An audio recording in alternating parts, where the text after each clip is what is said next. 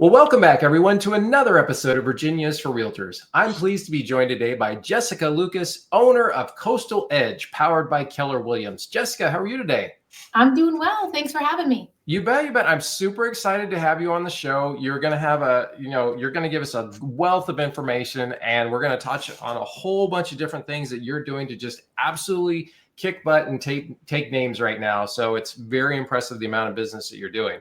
But as everybody knows, we all come from somewhere. Most of us do not turn 2 years old, decide they're going to become loan officers or real estate agents. So what's your backstory? What got you into the business? What were you doing beforehand? The full deal. Oh, it's a long story, so we'll summarize it for you. Okay. Long story short, fell in love with a military man, both from Michigan, moved to Hampton Roads, Virginia. I waitressed. He got orders to upstate New York. We bought our first house, had our first buying experience, and realized quickly that the realtor didn't understand VA loans. Left some money on the table, things like that. And I was like, oh, it was on the back burner. I was like, maybe that's something I'm interested in. Yeah. And got into insurance when we were in upstate New York. Realized that really wasn't my thing. I like to talk to people more. And once we got orders back to Hampton Roads, my husband encouraged me to get my real estate license. And again, selling the house, we didn't use someone that understood VA loans. You could kind of tell the difference there. And so I was like, let's give it a go. What's the worst thing that happens? Right. And my first year, I was like, oh, I'm kind of good at this. I got into it my first year with a newborn, a 2-year-old, and a 4-year-old, and became a top producer. So I fell into it in a way and didn't realize how much I was going to love it. Yeah.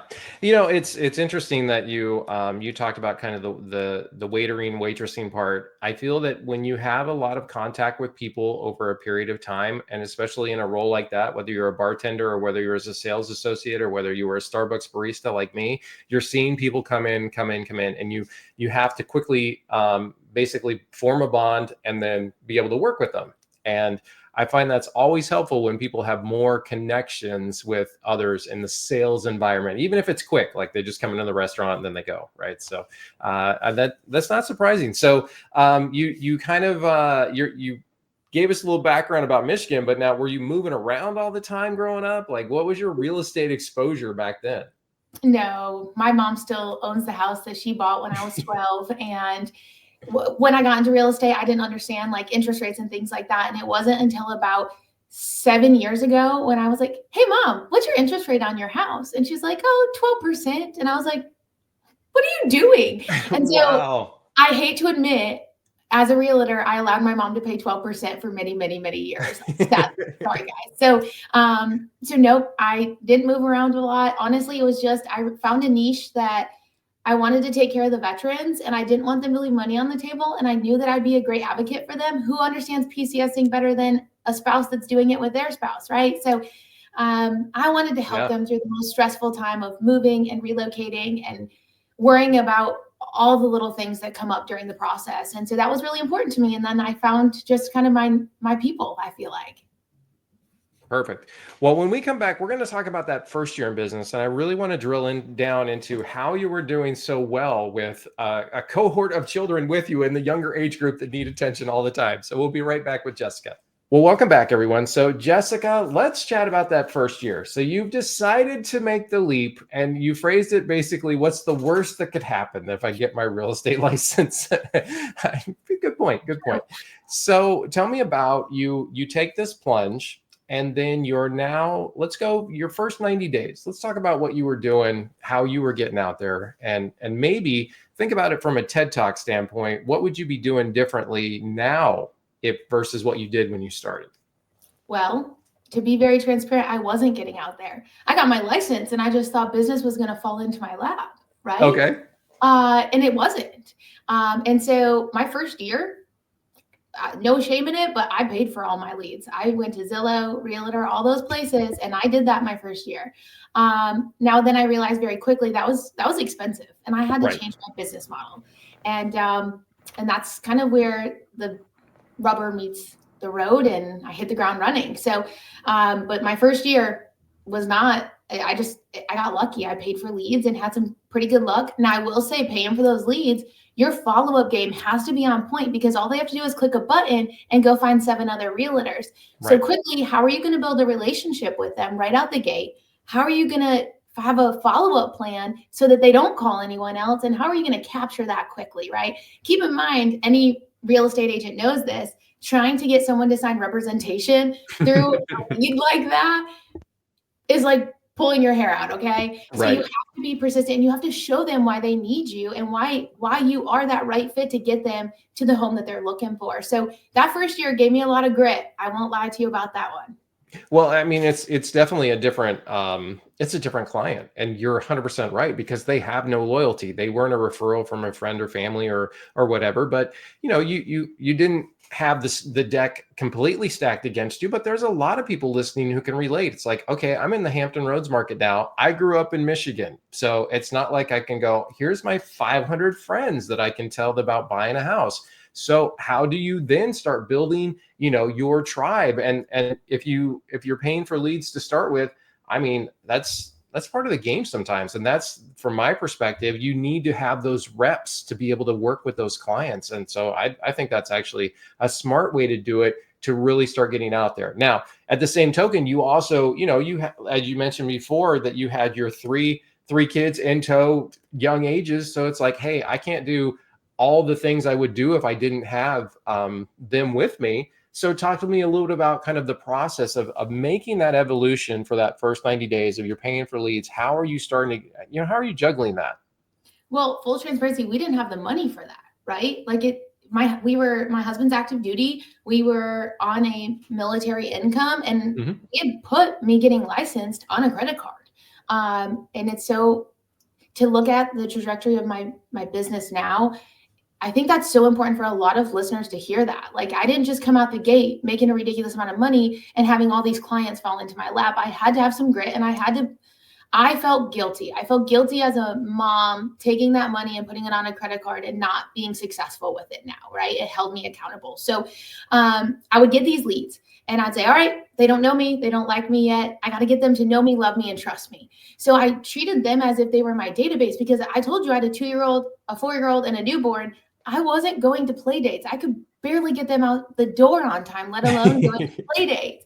And so a lot of times it was building the relationships with those leads I paid for. And yeah, probably 1 in every 20 would close if I was lucky. Right. But I would use that database. Like, to this day, I mean, I've been in the business going on a decade now, and those Zillow leads are still in my database. Like, Yeah, nothing's going to come of those, but I paid for those. So they're that's right. staying in there. So I used, like you said, I wasn't from the area. So I had to find a different way to build business. My kids weren't in sports yet. When you're not in a forced environment to meet people, it's very hard to build those connections. So I used Zillow and those other paid platforms to build my database right out the gate. What would you say? Give me a kind of like when you, because I'm sure your evolution happened. I start getting Zillow leads, they're not working, and then you started having success with them. And like you mentioned, the Zillow numbers are the Zillow numbers, but there had to have been something that kind of changed in the way you were approaching them. So for the people that are listening, can you think of anything that was there one like turning point where you're like, oh, that seemed to work better when the last 5 we got versus the previous 10 or something like that? So I have to be honest and say, like, I would pay for the cheap zip codes so that I wasn't paying top dollar for these Yeah. leads. And then we would kind of figure out where they were meant to be, right? And so some of them were just straight, like, I would get the lead and they're looking at like a house that we could definitely not get funding on, like that simple. Right.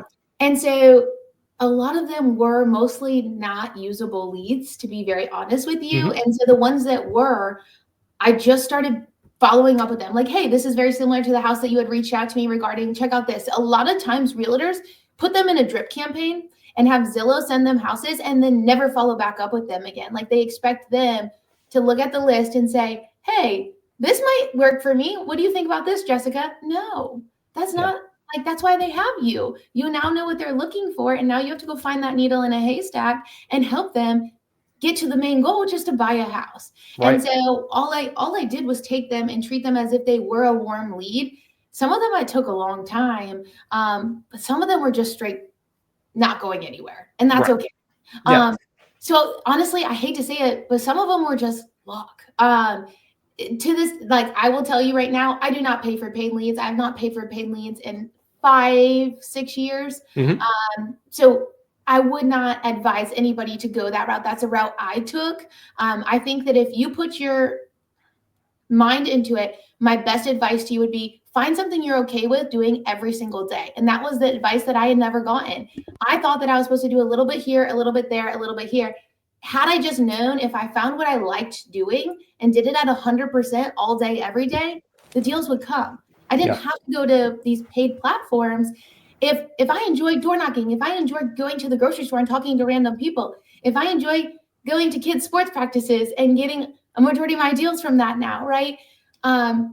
Find what you're okay with doing all day long, and the business will come, I promise. And if you do it for the right reasons, Yeah.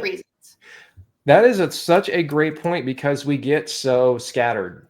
It's like, oh, this isn't working. Let me try that. Oh, that is not working. Let me try this. Well, let me go back to this one. And giving a consistent effort to do the one thing, that makes a lot of sense. So what would you say would be your one thing if you're starting over again and you're day one through day 90?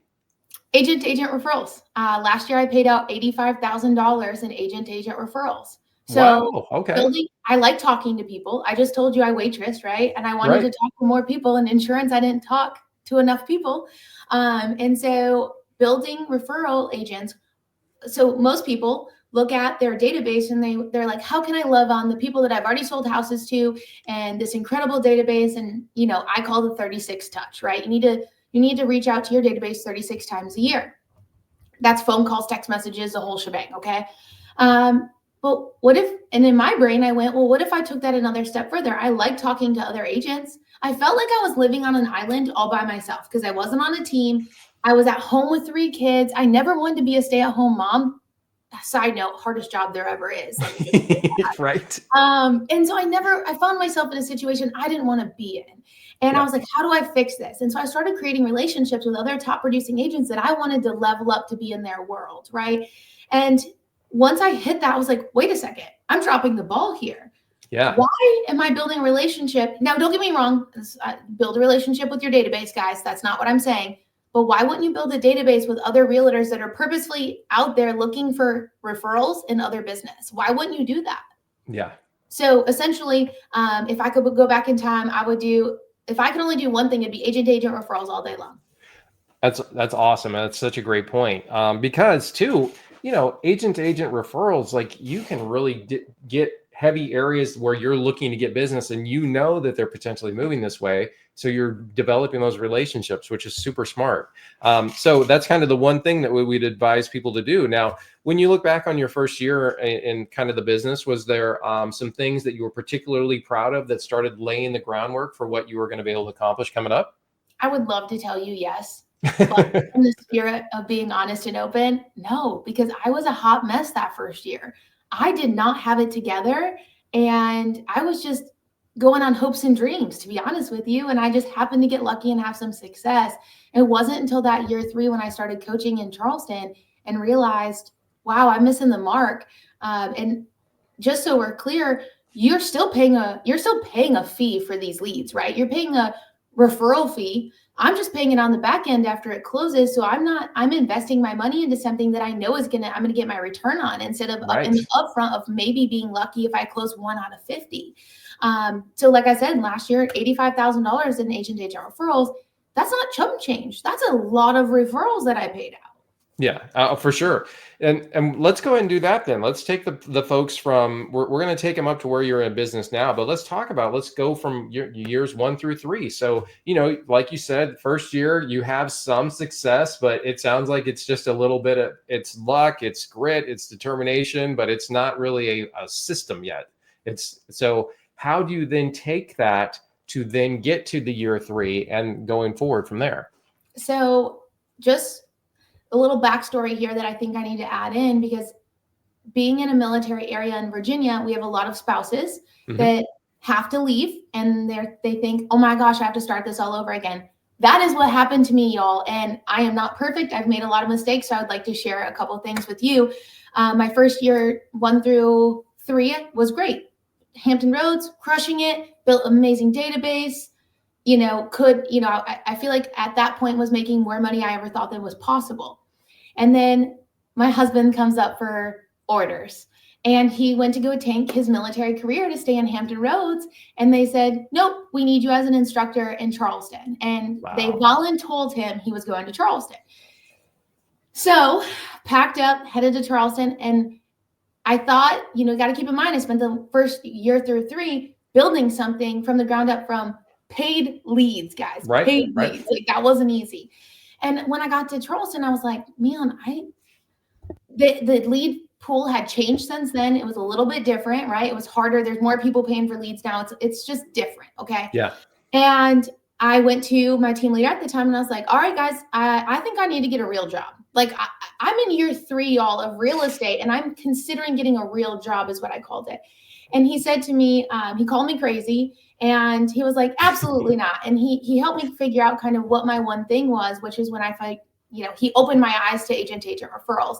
And then all I did was I was sitting at home one night and I was like, how in the world am I going to make this into a business? Yeah. And how can I do it where I can every year make more money, but work less? And so I created systems behind it. I use an entire 36 touch plan where most of my computer does everything for me now. I will text my clients. I can schedule them to go out and it'll say their name on it. The only thing you can't leverage, y'all, and don't even try to do it, is at least once a year, you need to call them and have a meaningful conversation with them. But I'm throwing my first client appreciation event that's going to be killer. I'm so excited. And all of my clients are talking about how excited they are for it. All I'm doing is renting a patio in a baseball stadium, and it's going to cost a decent amount of money. But I've already gotten 5 past clients that, they were like, hey, we're looking to sell in the next 6 to 12 months, Jess, excited to see you at the baseball game, but just keep in mind, keep us on your radar. What if I wouldn't have put in that client appreciation event together? They might not have remembered. They might have been like, oh, who was our agent again? And yes, we're getting the touch points, but then they've formed new relationships and they may know somebody else now, and their realtor that they may be talking to in whichever state they may be going be like, oh, I got a great referral for you at Hampton Roads. And then that's how you can lose business. But that's really an interesting situation. So, you got dropped into, now I'm in Charleston, and you were able to kind of look back. All right, I was a top producer in years 1 through 3 in Hampton Roads, paying for the leads, and that's what got me there. But as the market has shifted, now I need to figure out how to do this a little bit different. Now, when you talk about reaching out to agents across the country, let's talk about kind of your game plan of how you do that. How are you identifying people you'd like to work with? How are you getting in front of them? How's that conversation go? How do you nurture that relationship? So I would say, keep in mind, I'm figuring out my niche. I'm finally oh, this is my thing. Building relationships with other realtors is my thing. I like doing this day in and day out. Well, then COVID happens and the whole world shuts down. And I just went to an event, and I got all these contacts. I got all these business cards. And it was right before COVID happened. And so I'm sending out personal messages, right? I'm getting their business card, and I'm like, I met this one lady in the bathroom, and she was dressed from head to toe in white. And she was just the most beautiful lady I've ever seen. I was like, so I called her the lady in white because she was covered in white. Okay. White hat, everything. And down to the most cleanest white stilettos you'll ever see. Okay. And I was like, so I called her the lady in white. And so then I had reached out to her personally. I was like, hey, I don't know if you remember me. We were in the bathroom, blah, blah, blah. She sent me business, guys. I met a lady waiting in line to use the women's restroom, took her business card, made a little note about her so that when I contacted her afterwards, I could have that personal interaction, because she's meeting how many agents at this event? She's not going to remember me.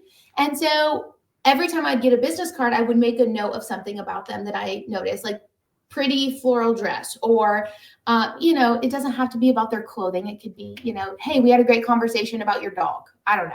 And so what I did is I took all of this and I started putting it, and that's kind of where it all connected for me. I was like, I have all of this now. And instead of throwing it in my drawer in the trash can, let me do something with it. So I sent out emails, text messages, and phone calls, put them all in my database, and started working this entire agent referral program. Well, then COVID happened.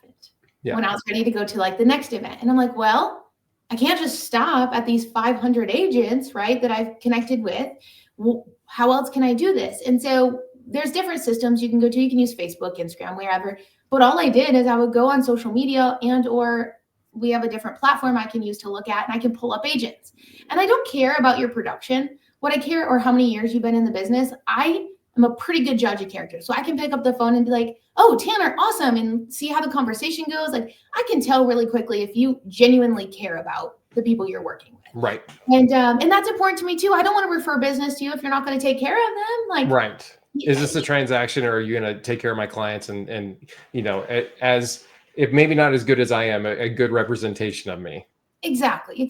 And so keep in mind, that's important to me. So what I started doing was doing my research on every person, and I would look at them on social media. I would look at their production. I'd look at like what I could find, make sure, there's somebody I wanted in my world. Yeah. And then what I would do is I would call and I'd say, hey, Tanner, how's it going? And hey, great. This is Jessica Lucas. I service Hampton Roads, Virginia. I saw your real estate agent.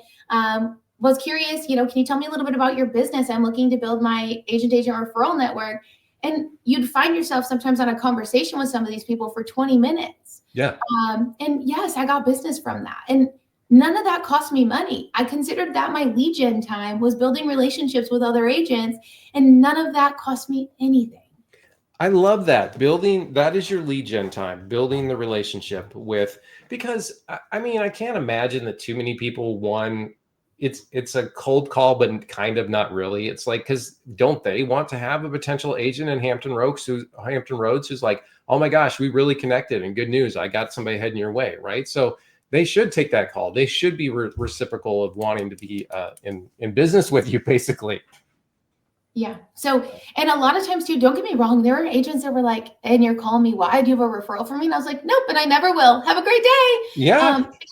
If that's your attitude, you never know when someone's going to come across. And the way that I market myself is I can help you in all 50 states. Call me. I have someone in every state for you.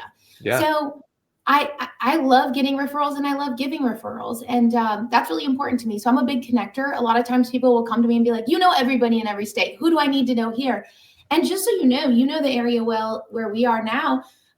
There is an agent in Chesapeake who just wants to sell in that area. And I live all the way across in the peninsula. And you know what time she has sent me business? And she was like, just buy me wine. Like, just because they're in your area doesn't mean you can't still have a relationship with them. Yeah. So I love it. I will say some of my best friends are in my area. And let me tell you, there's enough business to go around. So get that limiting mindset out of your head and just focus on where that next lead's coming from. Because let me tell you guys, once you find something you enjoy doing, it's so easy to find the business. Now, let me ask you this, because I want to drill down to this quite a bit for the folks. It's one thing to make the initial phone call. How do you continue to nurture that relationship? And how did you, you mentioned kind of like, look, I can get a feel for this person shares my values, and if it's a transaction form, or whether it's like they want to take care of the clients, or do they just want the money? How do you then keep that list growing? How do you stay in front of them so that when they're having a listing, are you checking in like, hey, are your clients heading to Virginia Beach or, Hampton Roads market? What's going on? Yeah. So I categorize all my database clients as A, B, and C clients. So my A's are like my ride or dies, will vouch for me. I have a funny story to tell you about one of them, but my B clients are like, they'll stand up and be like, yeah, I got a realtor if you need a contact, but they'll still use me to sell, but they're not like jumping at the rooftop to give my name and number out. And then we have my C clients who I still love on them, but they're there and they may use me, they may not. Like, it's not their personality, right? Right. I do the same thing for realtors. I literally took my client database and copied and pasted it for realtors. Now, I will tell you, I send emails out. Do not send realtors what you send your clients, because you're going to get blocked. Nobody wants to see your market update for your area. Okay. Right. So what do you put in those emails for other realtors? Lessons learned. Got some fun ones for you. Lessons learned, some tough things I've learned with VA loans, because I am top 5% of all Keller Williams military. So I mostly do VA loans. So there's been some lessons learned, and guess what? Everybody can benefit from understanding the VA loan better. So if I had a lessons learned, I'm going to send it out for you all to learn. Yeah. I've had some interesting things happen to me. So things like that I put in there, where I want other realtors to go, oh my goodness, Jess's email's here. Let's see what she put in this one. Right. Sometimes if I don't have anything to put in there, I use a holiday. Hey, I'm thankful to have you in my life. Happy Valentine's Day. Thanks for being a part of my network. Just don't send them market updates because they don't care. They don't. Right. And you're just going to get blocked. I do try to touch base with every single realtor once a year. That's more realistic. And what I'll do is I'll set the tone. So I'll make those calls between like appointments. So if I'm headed to a listing appointment, I'll call and say, hey, Tanner, it's Jessica Lucas. How's it going? Awesome. I'm got 10 minutes headed to my listing appointment. Just want to check in and see how you're doing. How's life? How's business? You know, I keep in mind, I'm keeping notes of like the last time we talked, you told me you had 2 kids and 3 dogs. Hey, how are the 3 dogs? Oh, are you, I know we had a snow day here. How's the weather there? Awesome. I'm trying to build a genuine relationship. And then I get to go to events and see these people in person. Some of these people I've been best friends with for 10 years and never met them in person. Yeah, that's cool. Yeah. I mean, it really kind of shows how you're doing it though, of staying in front of them. Now, when was your first success with it? When did you like get a referral heading to you and you were like, holy cow, I talked to that person, 2 months ago. Like, was it soon after you talked to him? Tell me about your first one.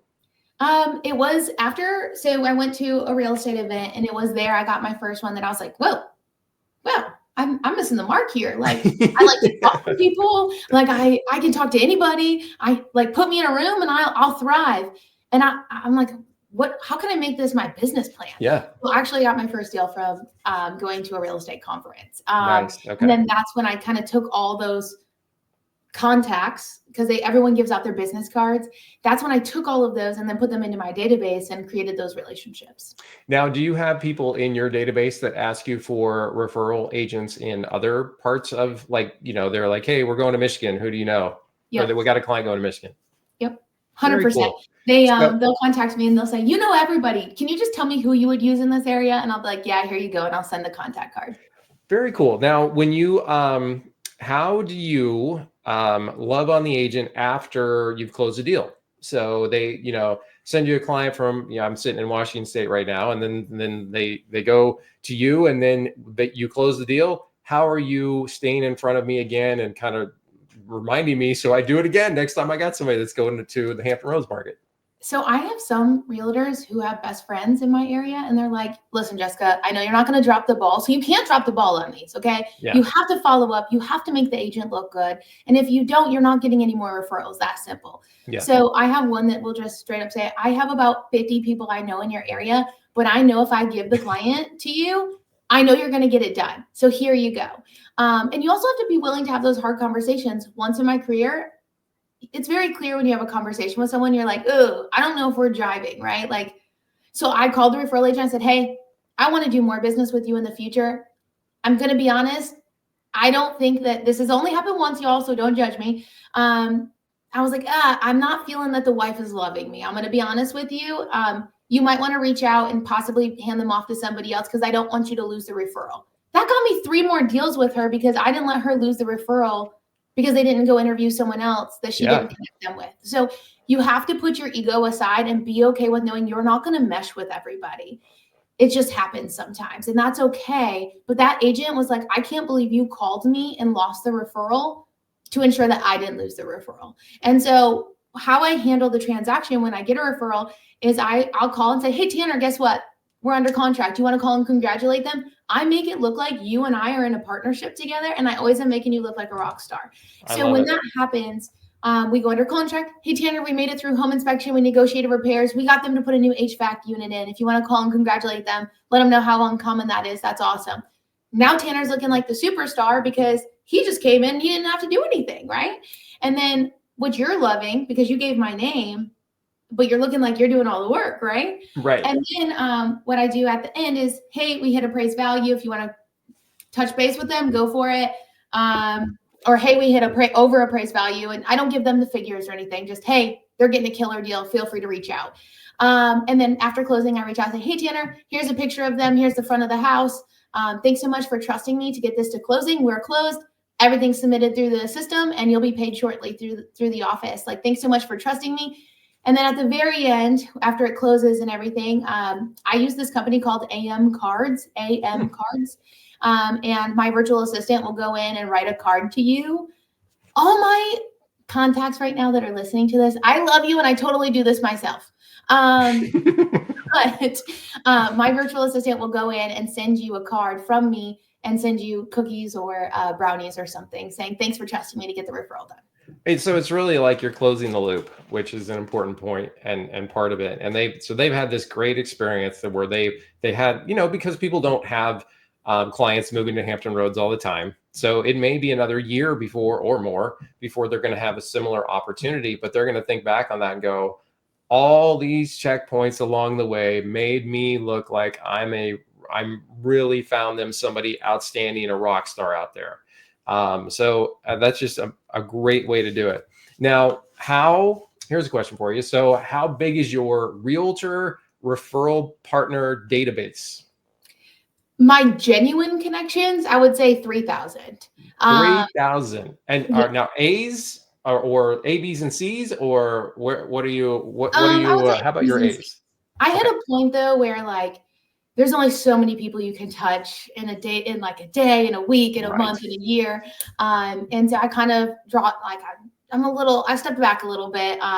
Whenever I need to drum up business though, this is exactly what I do. If I need to go find some business, I just go build more relationships. So yeah, I would say, and people fall out. It happens. It's okay. Just keep moving. It's just part of it. I hate to say it, but it's part of it. Yeah, I mean, you don't know where they had met somebody else at the conference, and you were a B on their list, and now this person's an A to them, and that's just kind of how it goes. So it's part of the game of real estate. But I just love how you've really made that a hallmark of what you do. Normally in this segment we talk about the first year and how you're getting, how you're kind of evolving, but that's really where you took it. So when we come back, I kind of want to talk about where you're at the exact moment and where you plan to go. So we'll be right back with Jessica Lucas. All right. So Jessica, at this point in the conversation, and you had a really important point that you wanted to share with me. So go ahead. Let's finish off that last part that we were talking about. Yeah. So you had mentioned that it may not be another year before someone else has a referral for me, but you have to keep in mind, y'all, I was on my way to a real estate event for the first time in my life, leaving my kids, super nervous. And I'm like by myself, and I'm sitting next to two women, and I'm like, by chance, are you going to said real estate event? And they're like, yeah, are you? And I was like, yeah. Started talking to them. Okay. The lady next to me has never sent me a referral, but she has connected me with 7 additional realtors over the course of the last 8 years in her office that have given me referrals. So wow. Just keep that in mind, y'all. Like it's not about what you know, it's who you know and who they know that who they know. So as long as you are doing it for the right reasons and you care about the client, I promise you those connections will come.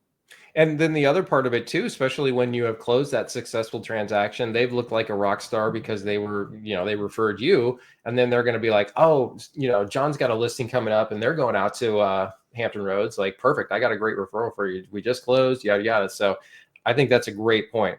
Now, let's talk about kind of where you're at in your business now and where you're hoping to go for the future, because you said this is going to be some real talk. So let's go to it. Real talk. All right, y'all. So, got my stuff together in year 3 with the advice and guidance of my team leader in Charleston. Really hit the ground running, became his #1 solo agent in his office. And then everyone teaches you that once you hit a certain level of production, it's time to start a team, right? That's what everyone teaches you. Time to go start that team and get everything going. Right. Well, then I find myself in a situation where I now have a team in Virginia and a team in Charleston, South Carolina. Wow. And it was great. I love these people. I really genuinely do. But then my husband deploys. Okay. So now I not only am taking care of the entire house myself, my own real estate clients, and I feel like I have more children on top of that because I'm, I got teams now. All right. And I'll tell you, it just wasn't for me. And I found myself in a place where I hated real estate, which is weird because I've loved real estate since day one. So now I'm in this mess, right? I have all these people that are on my team. I think in Charleston at one point we had 7 agents, and in Virginia we had 3. And so happened quickly and it happened fast, and all for the wrong reasons, because I thought that was what was next in my career. And I did not assess to make sure that everybody was the right fit. And, there was a lot of mistakes made. Okay. And so my husband comes back from a 9.5, 10-month deployment, comes home, and I feel like I finally have a second where I don't have to be that person for everybody, right? I feel Right. like I have someone there that can help me pick up the slack, help with the kids, things like that. And I just have like major burnout. And I'm a very high I, high D type of DISC assessment, if you can't tell from this podcast. And so for me to have burnout is really rare. I am go, go, go, and I'm willing to do what it takes to get it done and have results. And so he comes home and I'm just like, I hate real estate, and I have to self-reflect on why I hate real estate. And it takes me a while to figure out that I'm now showing up for people that I do care about, but not for the right reasons. So it takes me an entire year to dismantle my team. Okay. So I dismantled my teams, both of them, and taught them what I knew. One of them is he sold 92 units last year and is crushing it. Okay. Like, a lot of them have a lot of their own teams now, and they're solo mega agents. So I taught them everything that I knew, and then helped them, guide them, and they went on their way. Still great friends with them, and I want nothing but the best for them, but it just wasn't my calling to have two teams. Yeah. So get rid of my whole team. And now I'm like, okay, where do I go from here? Yeah. And so I spent the last year, I took 3 months off. I sold 42 units and took 3 months off. I went to Alaska for 3 weeks. Okay. I didn't close deals last year unless they fell into my lap. I did not lead gen. I did everything wrong. If you are a new agent trying to figure out what you're supposed to do in real estate, everything I'm telling you right now, please don't do. So last year was kind of my year of like, I have to find my passion again for real estate and what that looks like. Yeah. And so it was a rebuilding year for me to love this beautiful job that we get to have to help people with the biggest purchase of their lives. And I had to find my passion for it again. And so now what it looks like is feel like I'm finally out of the rut of that. I feel like I'm excited about real estate again. My goal this year is to do 60 units by myself. I'm a solo mega agent. I run houses in Charleston. Yes, I live in Virginia, but I also sell in Charleston. And then I'm selling in Virginia, and it's just me. And I'm going to do 60 this year. And then next year, my goal is to do 100 units. And the goal of everything, when it's all said and done, is I want to retire in 10 years. Yeah. And so what that looks like is every single year I will sell more houses, but work less. And so to do that, you have to put more systems in place to make that feasible. So yeah. My kids are to an age where I don't want to be working on weekends. I want to be at sports practices and yelling on the mat side. And that's where I want to be. I don't want to be taking 7 phone calls while they're competing, missing it. And so that's a non-negotiable for me. So I'm putting systems in place this year to get me to the 100 and so on for the following years. I started buying investment properties, and I have an Airbnb. That's my retirement plan. I'm not saying I'm going to be fully retired in 10 years, but I want to make it where if I don't want to do business for 6 months, I don't have to. Right. Yeah. And it's more like you could decide, all right, am I going to work with this client? Am I going to refer this client out and just be, and enjoy that part of the ride? I can totally relate to the standpoint of getting burned out when you're managing people, because now these problems, you understand how time sensitive and critical these issues are, and they're not yours, and you're not necessarily, you're not getting paid like it's yours. And now it's consuming your life too. So you get brought into it because you're the team lead, or, in my case, like the broker or whatever. So I can totally understand that. No one tells you about the 10 o'clock phone calls at night, or the 11 o'clock phone calls, or the weekends, or the crying. It's a lot. And if you're thinking about starting a team, my best advice is, why don't you go spend a day with someone that runs a team to make sure you are, if I would have done that, I would have never had a team to begin with. And interesting. So I think spending a day in the shoes of a team lead to see what that looks like. And for me, it just wasn't my calling. But I will say it did burn me out. It made me almost leave the industry. So yeah. In this podcast, you've learned that I've almost quit the industry twice now. Well, you're on the right trajectory not to do that. So that's good. And kind of getting back to your roots and what you feel comfortable doing. Now let's go over some, let me ask you about your team, because you mentioned, hey, my goal is to do 60 right now. And I got my kids, I got my husband, I got my life, I got rental properties, I got an Airbnb. How are you managing all that by yourself, or are you? So if you own investment properties or Airbnbs, they're very time consuming. And my best advice to you is this: I pay 20%. I have someone that fully manages it. They don't call me with anything. It's not my problem. I just pay a mortgage on it. Okay. So I think you got to get rid of that mindset of trying to save $2,000 in management fees at that 20%, whatever it is in the off season and all that fun stuff. Right. And stop chasing the $2,000 because you're missing the 40 to 50 grand if you're chasing those on your investment property. So you need to leverage your investment properties. I did not leverage one of mine, and it ended in learning how to evict somebody. That was fun. Let me tell you, nice. It was fun. Nice. So with all of that, that also comes with leverage and learning where your strong suit is, and mine is not managing those investment properties. And so I do go into the Airbnb once a quarter just to make sure, because no one's going to take care of it like you're going to take care of it. It's your mortgage. Right. So I go in just to make sure it's clean, it's up to my standards. And if it's not, I shoot a text off to my property manager and say, have it deep cleaned before the next guest comes, and I send photos. So that's the extent of me managing my own properties. And then as far as like the kids and stuff, I mean, they're pretty self-sufficient now. Like I said, when I got into it, they were 4 to a newborn, and now we're turning, 13, 11, and 9. Odd numbers are hard to say fast. And so things are just a little bit different, but I'll say, the sports, I feel like my husband's home. He's got for the first time, he's got an awesome job where he's just not like gone every night and things like that. And so I have a lot of help from him with the kids, but work, I'm consistent. I think had I been consistent from day one, life would have been complete. My trajectory of my real estate story would have been so different. So if you're a brand new agent listening to this, if you need one thing for advice here, be consistent. Pick one thing and be consistent with it. That doesn't mean you get to drop it and try something else if that didn't work. If you're consistent with one thing, no matter what it is, you're going to see results with it. It's when you start dabbling in other things and not being consistent with that one thing. Yeah, that's smart. I like that a lot. Now, as far as I think you had mentioned at some point, you do have a virtual assistant. Like, how did you go about finding them? Like, what was the platform there? How did you do that? Yes, I have a virtual assistant, and I went through just Cyberbacker. I'm going to be honest with you. I didn't want to show up for anybody for 2 years. It took me 2 years to get out of the mess I was in with hating real estate. And I didn't want to show up for anybody other than myself for those, as I was trying to rebuild my love and passion for real estate. That was perfect. I don't have to show up for her. She already knows what she needs to do every single day. And I have a whole list of things that she does, to the point now where I'm about to hire another one that's going to be full-time that I'm going to teach to do all of my admin work. Because I didn't share this with you, but I don't have a transaction coordinator. And so it's just my VA, and she just does like the list of things I ask her to do. So nice. Okay. I mean, that's perfect though. It's like, this is what I need help with. This can take this off my plate, and then I can keep rolling and do, keep my passion, which is important.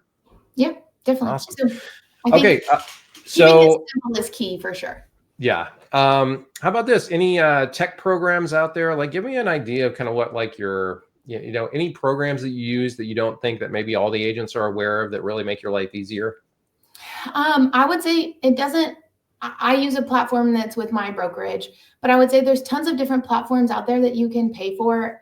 You can get people to help pay with you. If you're a new agent, you don't have that expenses. You can partner with a great lender or whatever. They'll pay for half of it if you have that relationship. But I would say getting a good platform that will send emails for you, where you type up the emails and it goes out automatically.